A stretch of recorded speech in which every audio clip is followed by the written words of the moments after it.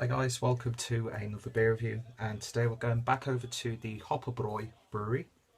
Of course, Marcus Hopper, really great guy. Met him at Birretta when they were hosting a little event for him for his like whiskey, or was it a bourbon aged stout, and that was a wonderful beer. Unfortunately, I couldn't pick up a bottle at the time because of their expenses and that sort of stuff. But I was at Birretta recently, and I was saying to myself, if they've got any bottles left, I'm picking one up because I want to do a review of it because it was just absolutely wonderful. But I'm so thankful that I got to drink it and I got to meet, the guy who's brewed some really fantastic beers.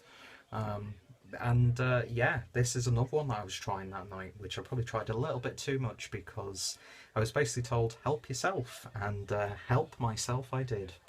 But yeah, fantastic guy, and his beers are pretty damn good, especially for the size of his operation. But today we are looking at his Fuchsteufelswuid. Completely butchered that. And this is a double IPA, clocking in at 8.2%. The hops are Taurus, Galaxy and Calypso. And the malts are Pilsner and melanoid in the mounts. Completely butchered that. I think that's more of like a darkened malt, or maybe not a roasted malt, but a darker malt. I could be completely wrong about that. But yeah, looks fantastic. Best before date of 20th of March 2017, so it's still got, just over 2 months left as of me recording this video. So yeah, always loved the artwork, and yeah, always beautifully presented in general. And there's the crown.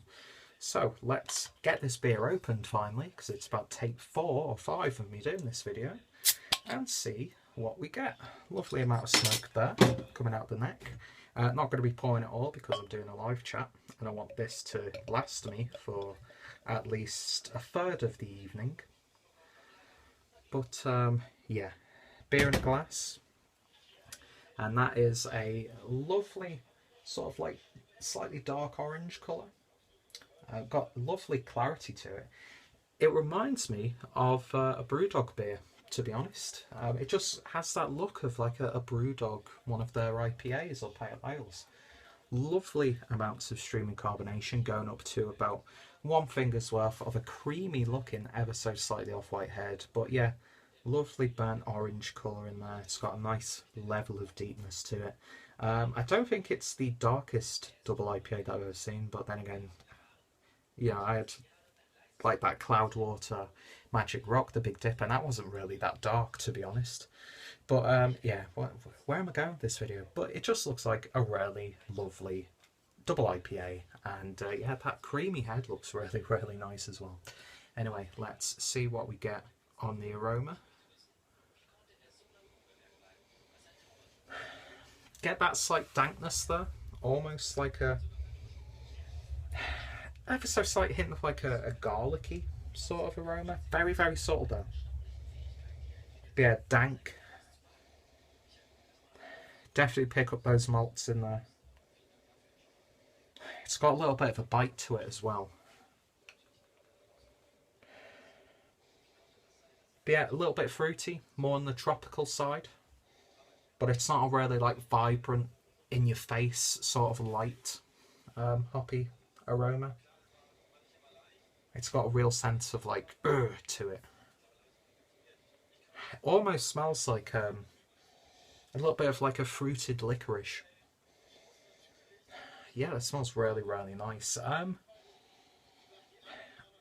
Not as hoppy as on the aroma as some of the IPAs and double IPAs that I've had, but it still smells damn good.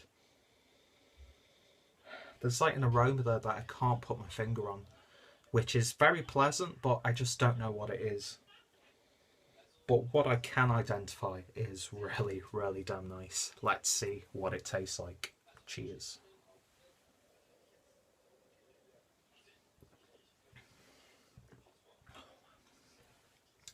It's got like a real sense of creaminess to it. Not like an IPA that's got lactose in there. but it's more like a velvety feel to it. Yeah, it's a little bit more decadent on the mouthfeel than some of the IPAs, double IPAs that I've had.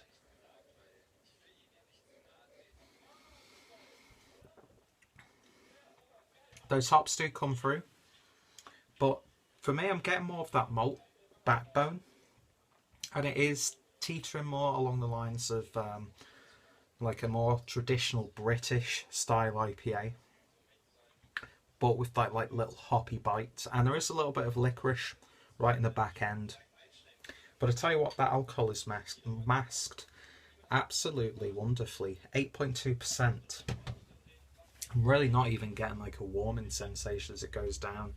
You only get like a slight hop burn, even though it's not really a burn. It's just a little bit sharp, and then it lingers, and it goes to like a nice sort of licoricey sort of flavour. But yeah, cakey, biscuity. And again, there's a flavour in there that I can't pick out, which I've not really tasted too many times with a beer of this style. And I'm thinking now, is that what I've been smelling as well? Like that, just that one little thing that's like niggling at the back of your head where you're thinking, what is that? But it's not an offensive flavour, it's not out of place. It's not, you know, you can tell when a beer hasn't been brewed properly or there might have been a problem with the batch. There's really nothing like that at all. I can't state that enough. You know, there's no problems or defects. But there's just some flavours in there which I've never really encountered before with this style. And it has this sort of like uniqueness to it. In my head, I'm getting almost like a dunkel beer flavour in there, mixed with an IPA, and then you get the malts. So it's not like a really hoppy, citrusy, zesty IPA.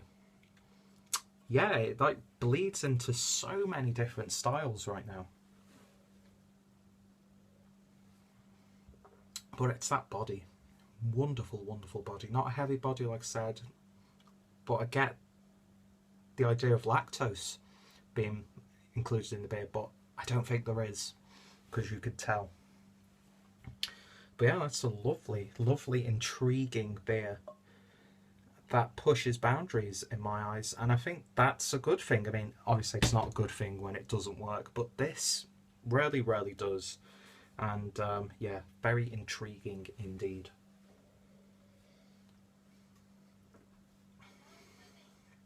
Yeah, almost like cherry bakewell flavours. What is going on with this beer? I love it. So yeah, I don't know how to rate this beer. Is it the best double IPA that I've ever had? No, but it's definitely up there. It's not a disappointing beer by any stretch. And when I put these flavours into context, it's probably my favourite beer from him that I've reviewed so far. And I can't remember what scores I gave the previous beer reviews. But to me, this is an easy 8.5 out of 10. I think because when I was back in England, I was having, you know, the Big Dipper and some of the, you know, hyped British double IPAs and stuff. You know, that really does set a benchmark, and you know, the UK's only really just starting to even catch up with what's going on in, you know, New England right now. I'd love to see a German brewer attempt some of those like fruity, like heady topper, Pliny the Elder sorts of beers. This is nothing like that. I'm just saying that I'd love to see brewers do that. I'd love to see Marcus attempt this. But yeah, 8.5 out of 10. It's a damn good double IPA.